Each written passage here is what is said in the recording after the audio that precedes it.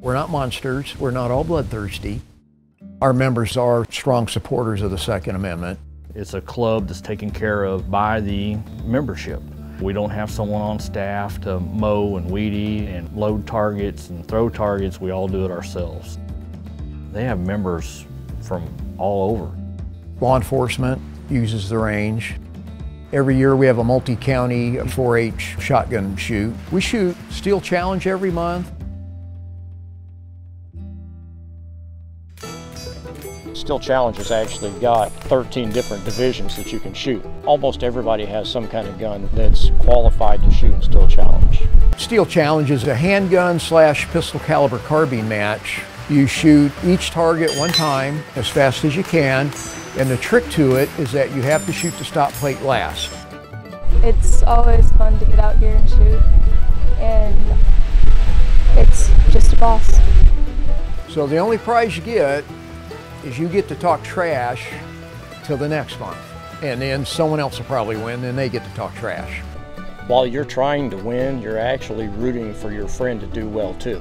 We're all together. It's not an I, it's a we. Usually they're not trying to beat you, they're trying to help you and become a better person. Across the board, we had pretty good scores to put up today. I was lucky enough to take first place today. My wife and I got held up with our 2 kids while we were in New Orleans, and I felt pretty helpless at that point.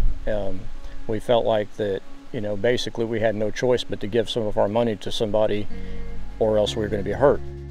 So I came home, I bought handguns, I went and taught concealed weapons classes for a while. I actually went and got my trainer's license to be able to do that. They've interviewed people in prison. They said when they broke into a house, their biggest fear was that the person in that house was armed.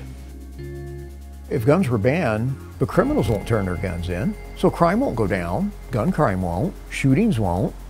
They're always going to be on the black market, so the criminal's always going to have them. And then you, as yourself, would have no protection whatsoever in your home. What we need to protect is for the citizen to be able to protect themselves against crime. You can't really give me a valid reason why the Second Amendment isn't relevant. That includes AR-15s, AK-47s. My grandfather, my father, my great-grandfather, they all fought for our freedoms, and that's one of the biggest freedoms they fought for us to keep. I enlisted in October of 1976, and I went to the Marines. And I don't think a lot of the armed forces members would be as enthusiastic about fighting fellow American citizens over issues of the Constitution. If you look at what the Founding Fathers wrote about firearm ownership, that was extraordinarily important to them. And today it's important because what stands between you and a dictatorship?